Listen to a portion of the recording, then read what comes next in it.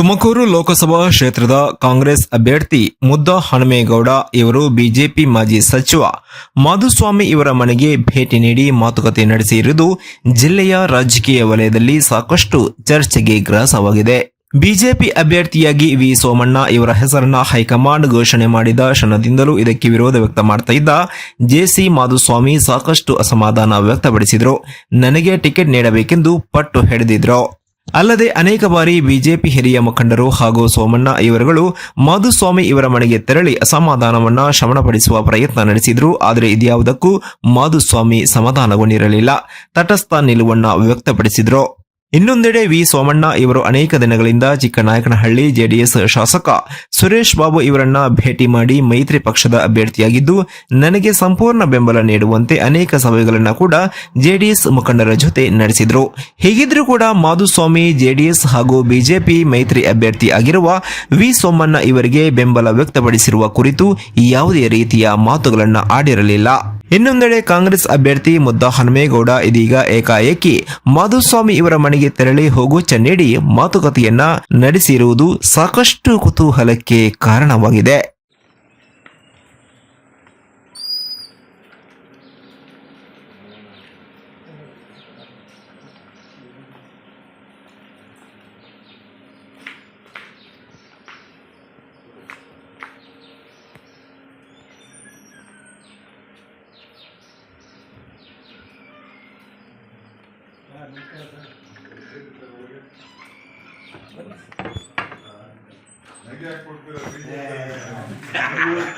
ಒಂದು ಹೇಳ್ತೀನಿ, ಒಂದು ನೀವು ತಾವು senior most leader in the state ಅನ್ನೋದು ನಾವು ಯಾರು ಮರೆಮಾಡ್ತಾರೆ.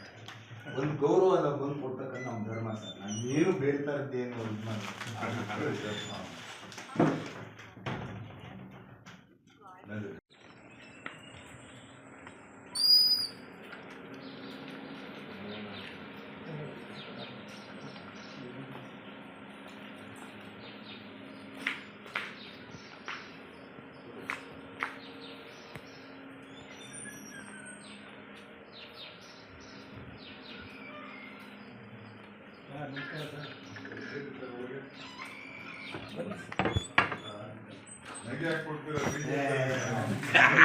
ಸರ್ ಒಂದು ಹೇಳ್ತೀನಿ, ಒಂದು ನೀವು ತಾವು senior most leader in the state ಅನ್ನೋದು ನಾವು ಯಾರು ಮರೆಮಾಡ್ತಾರೆ.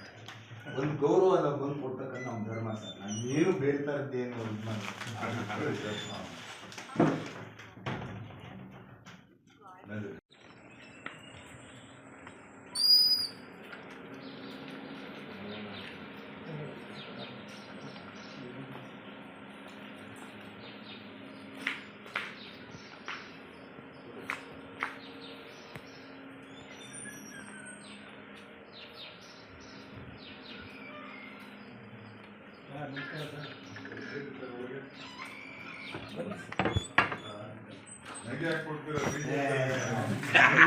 ಸರ್ ಒಂದು ಹೇಳ್ತೀನಿ, ಒಂದು ನೀವು ತಾವು senior most leader in the state ಅನ್ನೋದು ನಾವು ಯಾರು ಮರೆಮಾಡ್ತಾರೆ.